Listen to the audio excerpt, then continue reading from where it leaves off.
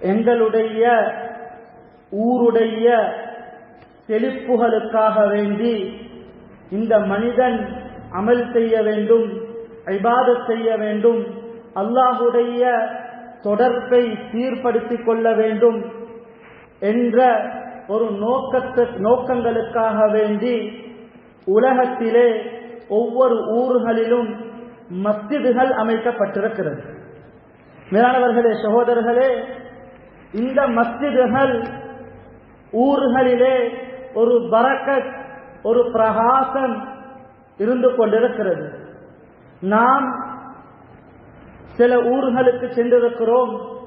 அந்த ஊர்களிலே மஸ்ஜிதுகள் கிடையாது, அமல் செய்வதற்குரிய ஒரு இடம் கிடையாது. அந்த ஊருடைய செழிப்பையும் அந்த ஊருடைய பிரகாசத்தையும் பார்க்கும் பொழுது அந்த ஊருடைய செழிப்பிலே குறைபாடு இருக்கிறது. மேலானவர்களே, சகோதரர்களே, ஆனால் எந்த ஊரிலே அழகான மஸ்ஜித், பிரமாண்டமான மஸ்ஜித், மக்களுக்கு அமல் செய்வதற்கு சந்தர்ப்பங்கள் ஏற்படுத்தி கொடுக்கப்பட்டிருக்கிறதோ அந்த ஊர்கள் எப்பயுமே செவ்வையாகவும் செழிப்பானதாகவும் சீரானதாகவும் இருந்து கொண்டே இருக்கும். மேலானவர்களே, சகோதரர்களே, அல்லாஹ்வும் இதைத்தான் விரும்புகிறான். அல்லாஹ்வுக்கு விருப்பமான இடங்கள் இருக்கிறது, அல்லாஹ்வுக்கு விருப்பமான இடங்கள் இருக்கிறது. அதில் ஸல்லல்லாஹு அலைஹி வஸல்லம் சொன்னார்கள், முஸ்லிமுடைய ரிவாயத், அஹப்புல் பிலாத் இலல்லாஹி மசாஜிதுஹா, ஊர்களிலே அல்லாஹ்வுக்கு மிகவும் விருப்பமான ஒரு இடம் இருக்கும் என்று சொன்னால் அது அல்லாஹ்வுடைய மாளிகை. மேலானவர்களே, சகோதரர்களே, ஏன் அல்லாஹ் இவ்வளவு பெரிய இடங்கள், பொறுமதிமிக்க கட்டிடங்களை விட அல்லாஹ் அவனுடைய மாளிகையை தெரிவு செய்திருக்கிறான்? ஏன் அங்கு அவனை ஞாபகப்படுத்தப்படுகிறது, அங்கு சுஜூத் செய்யப்படுகிறது, அல்லாஹ்வை பிரஸ்தாபம் செய்யப்படுகிறது. மேலானவர்களே, சகோதரர்களே, அதனால் தான் ஊர்களிலே அல்லாஹ்வுக்கு மிகவும் விருப்பமான, அவனுக்கு சந்தோஷத்தை ஏற்படுத்தக்கூடிய இடம் அது மஸ்ஜிதாக இருந்து கொண்டிருக்கிறது. மேலானவர்களே, சகோதரர்களே, ஸல்லல்லாஹு அலைஹி வஸல்லம் தொடர்ந்தும் சொன்னார்கள், வஅபகதுல் பிலாத் இலல்லாஹி அஸ்வாகுஹா, ஊர்கள்ல அல்லாஹ்வுக்கு மிகவும் கோபமூட்டக்கூடிய, அல்லாஹ்வுக்கு விருப்பம் இல்லாத ஒரு இடம் இருக்கும் என்று சொன்னால் அது கடை தெருவு என்பதாக சொன்னார்கள். பஜார்கள், கடை தெருவுகள். ஏன்?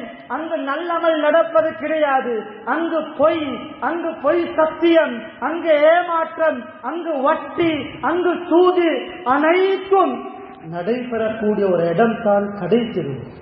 மேலானவர்களே, சகோதரர்களே, அதனால தான் அல்லாஹ்வுக்கு ஊர்கள்ல மிகவும் விருப்பமான இடமாக அல்லாஹ் மஸ்ஜிதை ஆக்கி வைத்திருக்கிறான். அல்லாஹ் மஸ்ஜிதை கண்ணியப்படுத்தி வைத்திருக்கிறான்.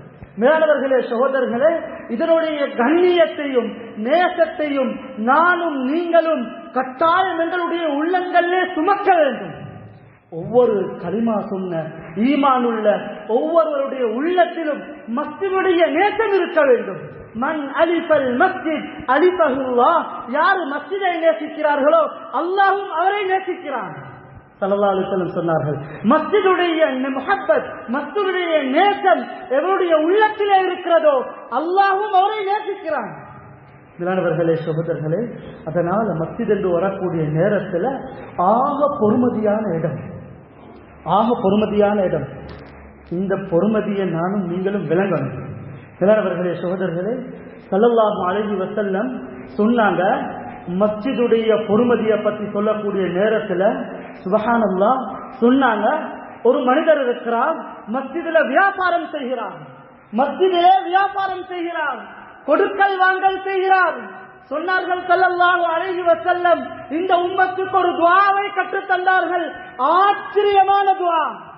ஸல்லல்லாஹு அலைஹி வஸல்லம் சொன்னார்கள், லா அர்பஹல்லாஹு திஜாரத்தக், மஸ்ஜிதுல ஒருத்தர் வியாபாரம் செய்யறத கண்டா லா அர்பஹல்லாஹு திஜாரத்தக் என்று சொல்லக்கூடிய இந்த துஆவை நீங்க ஓதுங்க.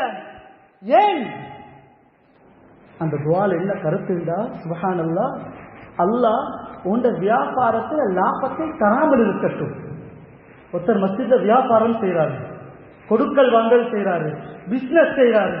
ஸல்லல்லாஹு அலைஹி வஸல்லம் சொன்னாங்க, இவரை பார்த்தா நீங்க இந்த துஆ ஓதுங்க, உண்ட வியாபாரத்தில் அல்லாஹ் லாபத்தை தராமல் இருக்கட்டும். ஏன்? மஸ்ஜிதுடைய பொறுமதி அவ்வளவு கண்ணியம். ஸல்லல்லாஹு அலைஹி வஸல்லம் சொன்னாங்க, லம் துபுன லிஹாதா, மஸ்ஜிதுகள் வியாபாரம் செய்வதற்கு அமைக்கப்பட்ட இடம் அல்ல. மஸ்ஜிதுகள் வியாபாரம் செய்வதற்கு அமைக்கப்பட்ட இடம் அல்ல. இன்னொரு ரிவாயத்தில் சொன்னாங்க, மஸ்ஜிதுடைய பொறுமதியை பற்றி சுப்ஹானல்லாஹ், ஒரு மனிதர் மஸ்ஜிதுக்கு வாராரு, மஸ்ஜிதுக்கு வந்து அவருடைய ஏதாவது ஒரு பொருளை இழந்துட்டாரு, ஏதாவது ஒரு பொருளை காணாமாக்கிட்டாரு. இப்ப அவர் சத்தம் போட்டு என்னுடைய இந்த பொருள் காணாமலாகி விட்டதே என்று சத்தம் போட்டு அழைக்கக்கூடிய சத்தத்தை யாராவது கேட்டால் ஸல்லல்லாஹு அலைஹி வஸல்லம் சொன்னாங்க, நீங்க எந்த துஆவை தெரியுமா ஓதணும்? லா ரத்தஹல்லாஹு இலைக், லா ரத்தஹல்லாஹு இலைக், அல்லாஹ் அந்த பொருளை உனக்கு திருப்பி தராமல் இருக்கட்டும், திருப்பி தராமல் இருக்கட்டும். ஏன்? மஸ்ஜிதுக்குள் வந்த ஒரு பொருள் காணாமலாக்கப்பட்டு அது தேடப்பட்டால் மஸ்ஜிதுக்குள் அந்த பொருள் தேடுவதற்கு தகுதியற்றது. மஸ்ஜித் அவ்வளவு கண்ணியமானது. அதனால காணாமல் போன பொருளை மஸ்ஜிதுக்கு யாராவது வந்து தேடத்தை நீங்க கண்டா ஸல்லல்லாஹு அலைஹி வஸல்லம் சொன்னாங்க, லா ரத்தஹல்லாஹு இலைக், அல்லாஹ் உனக்கு அந்த பொருளை தராமல் இருக்கட்டும் என்று சொன்னார்கள். அவ்வளவு கண்ணியமான இடம் சகோதரர்களே, அவ்வளவு பொறுமதியான இடம். ஏன்? இதுல மலாயிக்காமார்கள் அமல் செய்கிறார்கள், மலக்குமார்கள் சுஜூதிலும் ருக்குவிலும் இருந்து கொண்டே இருக்கிறார்கள். அதனால தான் மஸ்ஜிதுக்கு வரக்கூடிய நேரத்தில் யாரும் இல்லை என்று நீங்க கருதினா அஸ்ஸலாமு அலைனா வ அலா இபாதில்லாஹி ஸாலிஹீன் என்ற துஆவை நீங்க ஓதிட்டு வாங்க. ஏன்? அதுல மலக்குமார்கள் அமலோடும் இபாதத்தோடும் சுஜூதிலும் ருக்குவிலும் மலாயிக்காமார்கள் மஸ்ஜிதுக்கு அமலிலே கழித்துக் கொண்டிருப்பார்கள். லேசான இடம் அல்ல சகோதரர்களே, பொறுமதியான இடம், பொறுமதியான இடம். இந்த மஸ்ஜிதுடைய பொறுமதியை நானும் நீங்களும் உள்ளத்தில் வைக்கணும். அதனால தான் மஸ்ஜிதுக்கு இவ்வளவு சிறப்புகள் இருக்கிறதுனால தான், மஸ்ஜிதுக்கு இவ்வளவு கண்ணியங்கள் இருக்கிறதுனால தான் இந்த மஸ்ஜிதை யாரு நிர்வகிக்கிறாங்களோ அவங்களும் கண்ணியமாக இருக்கணும், அவங்களும் கண்ணியமாக இருக்கணும். கண்டவர்களுக்கெல்லாம் இந்த மஸ்ஜிதை நிர்வகிக்க முடியாது, நான் நிர்வகிப்பேன் எனக்கு ஏலும் ஏலா. மஸ்ஜிதை நிர்வகிக்கிறதுக்கு மஸ்ஜிதுடைய கண்ணியத்தை பேசின ரப்பு, மஸ்ஜிதுடைய சிறப்பை பேசின ரப்பு, இந்த மஸ்ஜிதை யாரு நிர்ணயிக்கணும், யாரு பரிபாலனம் செய்யணும், இந்த மஸ்ஜிதை யாரு நிர்வாகம் செய்யணும் என்றதையும் நான் சொல்லல, ரப்பே குர்ஆன்ல சொல்லிட்டான், ரப்பே குர்ஆன்ல தெளிவுபடுத்திட்டான். லேசல்ல சகோதரர்களே, மஸ்ஜிதுடைய சிறப்பு இருக்கிறத போல மஸ்ஜிதை நிர்வகிக்கக்கூடியவர்களுக்கும் சில தகமைகள் இருக்குது. எல்லாத்துக்கும் நிர்வகிக்கலாம், எல்லாத்துக்கும் நான் செய்வேன், நான் செஞ்சு காட்டுவேன், அவருக்கு செய்யலுண்டா ஏன் எனக்கு ஏலா? சகோதரர்களே, அல்லாஹ் சொன்ன அந்த நிர்வாகம் குர்ஆன் எப்படி சொல்லுதோ அப்படி தகுதிருந்த மாத்திரம்தான் மஸ்ஜிதுடைய நிர்வாகத்துக்கு அவர் தகுதி. இல்லைன்னா அவர் தகுதி இல்லை, அவர் பொறுப்பெடுக்கலா. லேசல்ல நிர்வாகம் என்றது ஆகப்பெரிய ஒரு அமானிதம். ஏண்ட மானத்தை பாதுகாக்க, ஏண்ட அந்தஸ்தை பாதுகாக்க, போன வருஷம் நின்றேனே இந்த வருஷம் இல்லாட்டி என்னை மக்கள் மதிக்க மாட்டாங்களே, அதுக்காக வேண்டி நான் பொறுப்பெடுக்கணும். இந்த இது சரிவரா? மேலாளர்களே, சகோதரர்களே, அல்லாஹ் அழகான வழிமுறையை அல்லாஹ் பேசுறான் குர்ஆன்ல. மஸ்ஜிதை யார் நிர்வகிக்கணும்? إنما يعمر مساجد الله من آمن بالله واليوم الآخر وأقام الصلاة وآتى الزكاة ولم يخش إلا الله. ஒரே ஆயத்துல சுருக்கமாகவும் தெளிவாகவும் அல்லாஹ் சொல்லிட்டான். ஒரே ஆயத், ஒரே ஆயத். மேலாளர்களே, சகோதரர்களே, முதலாவது கண்டிஷன், 5 கண்டிஷன் இருக்குது. முதலாவது கண்டிஷன் அல்லாஹ் சொல்றான், இன்னமா யஅமுரு மஸாஜிதல்லாஹ் மன் ஆமன பில்லாஹ். மஸ்ஜிதை பரிபாலிக்க கூடியவர்களுக்கு என்ன தகுதி தெரியுமா? என்ன குவாலிஃபிகேஷன் தெரியுமா? அவர் அல்லாஹ்வை கொண்டு ஈமான் கொண்டிருக்கணும், அல்லாஹ்வை நம்பியிருக்கணும், கலிமா சொல்லியிருக்கணும். இன்னொரு இடத்துல அல்லாஹ் தெளிவா சொல்றான், மா கான லில் முஷ்ரிகீன அய்யஅமுரு மஸாஜிதல்லாஹ். முஷ்ரிகீன்கள், அல்லாஹ்வை நிராகரிக்கக்கூடியவர்கள், இவங்களுக்கு மஸ்ஜிதை பரிபாலனம் செய்யலாம், இவங்களுக்கு நிர்வாகம் செய்யலாம். கலிமா சொல்லாத ஒருத்தர் நான் நிர்வாகம் செய்யலாம், அவர் தகுதி இல்ல. அல்லாஹ் குவாலிஃபிகேஷனை சொல்றாங்க. ஈமான் கொண்டிருக்கணும், ரப்ப நம்பியிருக்கணும், முதலாவது குவாலிஃபிகேஷன். இரண்டாவது சொல்றான் வல் யௌமில் ஆகிர். அல்லாஹ்வை மட்டும் இல்ல, மறுமை நாளை கொண்டும் இவர் ஈமான் கொண்டிருக்கணும், மறுமை நாளை இவர் நம்பி இருக்கணும். ஏன் இந்த பொறுப்பு அமானிதம் லேசல்ல. மறுமை நாளை கொண்டு நம்பியிருந்தா, மறுமை நாளை நம்பியிருந்தா, ஏற்றிருந்தா தான் அவர் நிர்வாகத்துக்கு தகுதி. ஏன் இவர் மறுமை நாளை ஏற்றிருந்தால் தான் பள்ளியில் இருக்கக்கூடிய ஒரு சதத்துக்கும் கணக்கு காட்டுவார். லேசல்ல சகோதரர்களே, லேசல்ல. நிர்வாக பொறுப்பு என்றது அது லேசல்ல, அமானிதம். இன்னைக்கு நினைச்ச மாதிரி செஞ்சுட்டு போறோம், நினைச்சா கட்டுறோம், நினைச்சா உடைக்கிறோம். ஒவ்வொரு ரூபாய் அல்ல, ஒவ்வொரு சதத்துக்கும் படைத்த ரப்புக்கு முன்னால் பதில் சொல்ல வேண்டும், அமானிதம். நிர்வாகத்தை எடுத்தோம், பள்ளியை பெருசாக்குறோம், நினைச்சா உடைப்போம், நினைச்சா கட்டுவோம், நினைச்சா படியை முன்னுக்கு போடுவோம், நினைச்சா படியை பின்னுக்கு போடுவோம், நினைச்சா பல்ப மாற்றுவோம், நினைச்சா பேனை மாற்றுவோம். ஏழை சகோதரர்களே, அமானிதம். ஒவ்வொரு சதத்துக்கும் கணக்கு காட்டணும். இந்த பயன்களுடைய உள்ளத்தில் வைத்தது. அதனால தான் நல்லா சொல்றாங்க, மௌத்துக்கு பின்னால மறுமையுடைய வாழ்க்கையை பற்றி அவர் ஈமான் கொண்டிருக்கணும், அவர்கள் மௌத்துக்கு பின்னால் உள்ள வாழ்க்கையுடைய நம்பிக்கை அவருக்கு இருக்கணும். இப்படி ஈண்டாத்தான் அவர் நிர்வாகத்துக்கு தகுதி, இப்படி ஈண்டாத்தான் அவர் பள்ளிக்காக வேண்டி செலவழிக்கக்கூடிய ஒவ்வொரு சதத்துக்கும் அல்லாஹ்வுடைய பயத்தோடு செலவழிப்பார், அல்லாஹ்வுடைய சிந்தனையோடு செலவழிப்பார். நான் செலவழிக்கக்கூடிய இந்த செலவு அல்லாஹ்வுக்கு பொருத்தமானதா இல்லையா என்ற சிந்தனையோடு செலவழிப்பார். நான் ரப்புக்கு முன்னால நிறுத்தப்பட்டு கேள்வி கேட்டா இந்த ஒரு சதத்துக்கும் நான் பதில் சொல்லணுமே என்ற பயத்தோடு செலவழிப்பார். லேசல்ல சகோதரர்கள், லேசல்ல. லேச வந்துரேலும், லேச வந்துரேலும், அமானிதம். இரண்டாவது குவாலிஃபிகேஷன் அல்லாஹ் சொல்றான் வல் யௌமில் ஆகிர். மறுமை நாளுடைய நம்பிக்கை, மறுமை நாளுடைய பயம் அவருடைய உள்ளத்தில் இருக்கிறது. மூணாவது குவாலிஃபிகேஷன் அல்லாஹ் சொல்றான், மூணாவது தெரிவு வ அகாமஸ் ஸலாஹ். அவர் தொழுகையை நிலைநாட்டணும், தொழுகையை நிலைநாட்டணும். மஸ்ஜிதிலே நிர்வாகத்துக்கு அவர் இருக்கிறாரா, அவர் தொழக்கூடியவராக இருக்கணும். சுபவுக்கு வந்தா லுஹர் இல்ல, லுஹருக்கு வந்தா அசர் இல்ல, மகரிபுக்கு வந்தா அங்கினாலே போறவாராரு, தகுதி இல்ல, போடவானம், அமானிதம். இப்படியான ஆட்களை யாராவது முன்மொழிந்தா ரப்புக்கு முன்னால் அவரும் பதில் சொல்லணும், அவரும் பதில் சொல்லணும். தொழுகை இல்லாத ஒத்தற்ற பேரை இவரை போட்டுக் கொள்வோமே, லாபம் இருக்குது என்று யாராவது முன்மொழிந்தால் அல்லாஹ்விட்ட நீங்க பதில் சொல்லணும், அமானிதம். தொழுகை இல்லாத ஆட்களை யாரையும் முன்னிறுத்தவாங்க, தகுதி இல்லை. அவர் தொழணும், அவர்கிட்ட பக்குவம் இருக்கணும். சஹஜத்தில் இருந்து 5 நேரம் ஊரில் இருந்தாலும் சரி, பிரயாணத்தில் இருந்தாலும் சரி, எங்கிருந்தாலும் சரி, அவர் தொழுகையை சரியா தொழணும். இன்றைக்கு நிறைய பேர்த்த ஓட்ட இதுல தான் சாதாரண ஒன்றுமே இல்லாத கஷ்டவாளி பொதுமகன் சுபோக்கு முன்தப்பில் இருக்கிறாரு, போட்டில் இருக்கிறவரு. நான் சொல்றேன் கோச்சுக்கு வருவான இங்கல்ல, பொது எல்லா ஊர்களிலும் இருக்கிறது சார். போட்ல பள்ளிக்கு இல்லை, போட்ல உள்ளவரை பார்த்தா பள்ளிக்கு இல்லை, போட்ல இருக்கிறவரை பார்த்தா பள்ளிக்கு. சல்லி என்றதுக்கா, சேலை மாத்துறதுக்கா, அதுல மோதிர சம்பளம் கொடுக்கறதுக்கா இல்ல சகோதரர்களே. ஒவ்வொரு மனிதர்களுக்கும் ஊர்ல 1000 குடும்பம் இருந்தா 1000 குடும்பத்துடைய தொழுகைக்கும் அவர்கள் பொறுப்பு. லேசல்ல, லேசல்ல. ஊர்ல ஒரு பாவம் நடந்தா அதுக்கும் அவர்கள் பொறுப்பு, நன்மை நடந்தால் அதுக்கும் அவர்கள் பொறுப்பு.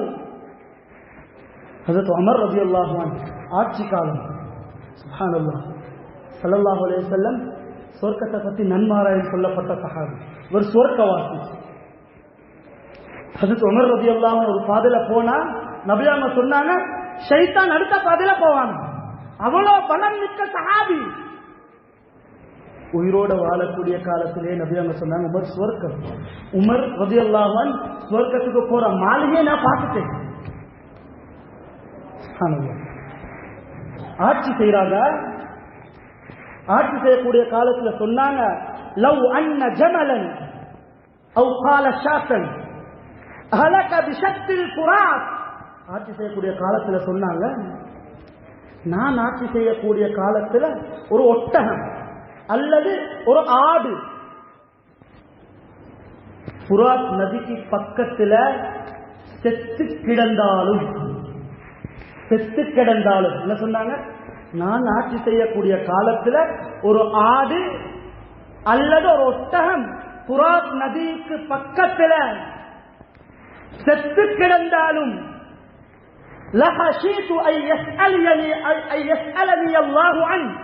சொன்னாங்க, இதை பற்றியும் அல்ல இந்த கேட்பாடு நான் பயப்படுறேன். லேசா ஏழுமா சகோதரர்களே, ஒரு ஆடு புராத் நதிக்கு பக்கத்துல செத்தாலும் ஆட்சி காலத்துல அல்லாஹ் என்ன கிட்ட இந்த ஆடு செத்ததை பத்தி கியாமத் கேட்பான். அதை நான் பயப்படுறேன்.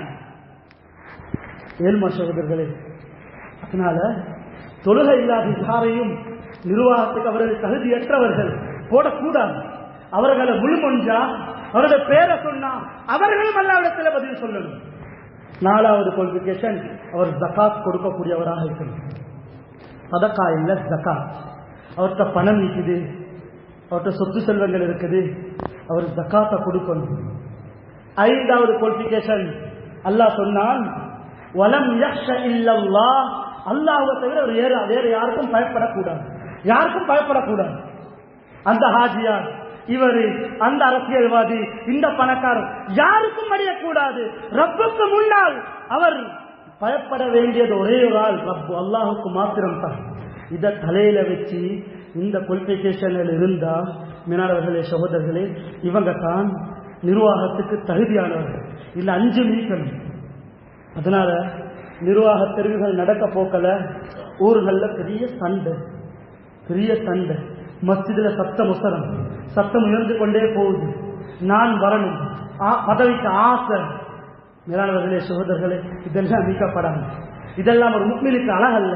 மஸ்ஜிதுல நடக்கக்கூடாது. ஸல்லல்லாஹு அலைஹி வஸல்லம் சொன்னாங்க, மஸ்ஜிதுல சத்தம் உயர்ந்தா, மஸ்ஜிதுல சத்தங்கள் உயர்ந்தால் கியாமத்தினால் தான் அடையாளம். இன்னைக்கு எங்கெல்லாம் நிர்வாக சபை குழு தேர்வு நடக்குதோ அங்கெல்லாம் பிரச்சனை. நான் சொல்றேன் கோச்சுக்குறவான். இங்க மட்டுமல்ல, முழு ஸ்ரீலங்காலே விஜயகாலம். அல்லாஹ் மன்னிக்கணும், அல்லாஹ் புத்தியை கொடுக்கணும். மேலானவர்களே, அமானிதம்.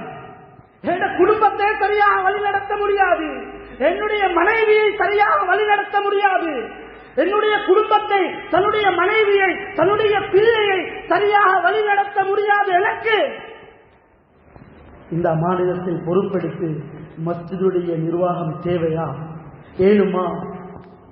ஒவ்வொருத்தரும் சிந்தி. மேலாளர்களே சகோதரர்களே, ஆக பெரிய பொறுப்பு அமானிதம். அபூதர் ரலியல்லாஹு அன்ஹு நபி அவங்கள்ட்ட வந்தாங்க. வந்து சொன்னாங்க, யா ரசூலல்லாஹ், எனக்கு நீங்க ஒரு பொறுப்பை தாங்க, நான் செய்வேன். நபி அவங்களுக்கு விளங்கிச்சு, இவர் பொறுப்பை சரியாக செய்ய மாட்டார், அந்த பொறுப்பு வரால செய்யலாம்.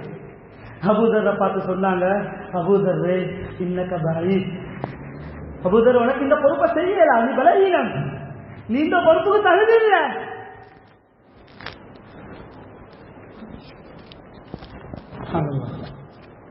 சொல்லிட்டு சொன்னாங்க ஸல்லல்லாஹு அலைஹி வஸல்லம், அபூதருடைய புஜத்தை தட்டி சொன்னாங்க, அபூதரே வ இன்னஹா அமானா, இந்த பொறுப்புக்கு தான் நீ கேட்கிற பொறுப்பு, இது அமானிதம்.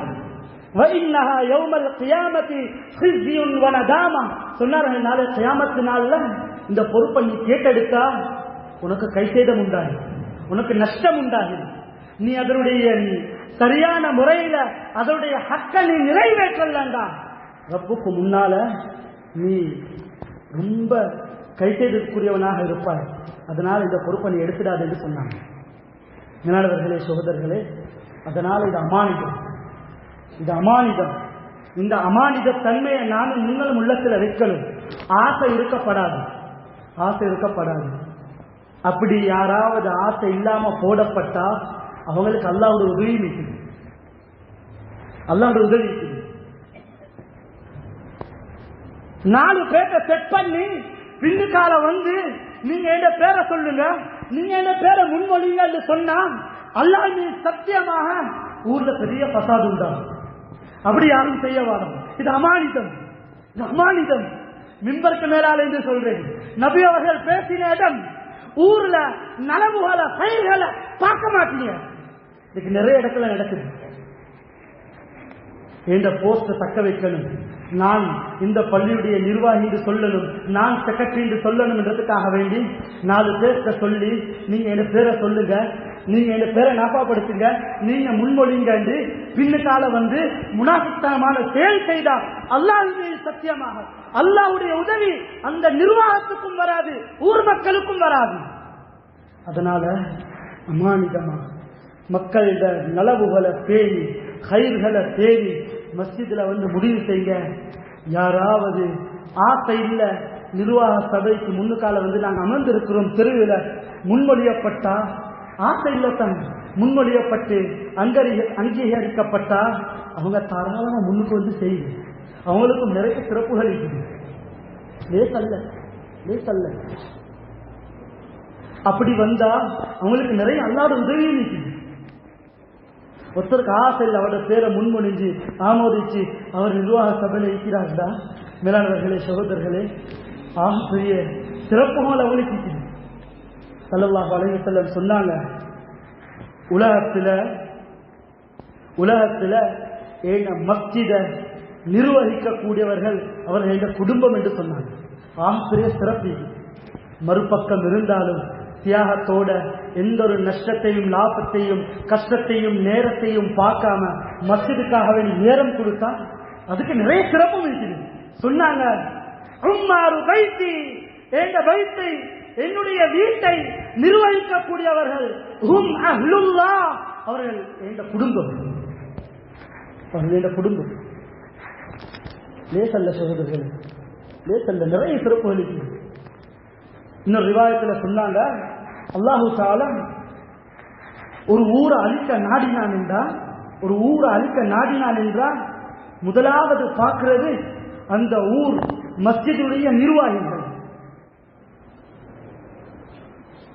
அந்த ஊர்ல நடக்கக்கூடிய மஸ்ஜித் நிர்வாகிகள் நிதானமாக பக்குவமாக அல்லாஹ்வை பயந்து அவர்கள் நிர்வாகத்தை செய்தால்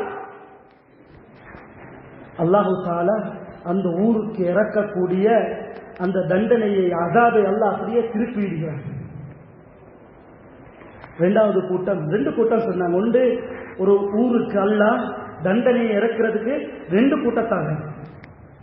ஒன்று நிர்வாகிகளை பார்ப்பான், இன்னொன்று வல் முஸ்தக்பிரீன பில் அஸ்ஹார், தஹஜ்ஜுடைய நேரத்தில் இஸ்திக்ஃபார் செய்யக்கூடிய மக்கள். இந்த 2 கூட்டமும் ஒரு ஊர்ல இருந்தா அல்லாஹ் ஒருபோதும் அந்த ஊரை அழிக்க மாட்டான். மேலானவர்களே, சகோதரர்களே, நாளைய கியாமத்து நாள்ல இன்னல்லாஹ லயுனாதி யௌமல் கியாமா, நாளைய கியாமத்து நாள்ல அல்லாஹ் தஆலா ஐன ஜீரானி, என்னுடைய பக்கத்து வீட்டுக்காரர்கள் எங்கே என்று கேட்பான். ஐன ஜீரானி, என்னுடைய பக்கத்து வீட்டுக்காரர்கள் எங்கே? மலக்குமார்கள் கேட்பாங்க, யா அல்லாஹ், உங்க பக்கத்து வீட்டுக்காரர்கள் யார்? யாரை என்னுடைய பக்கத்து வீட்டுக்காரர் என்று நீ சொல்கிறாய்? சுப்ஹானல்லாஹ்.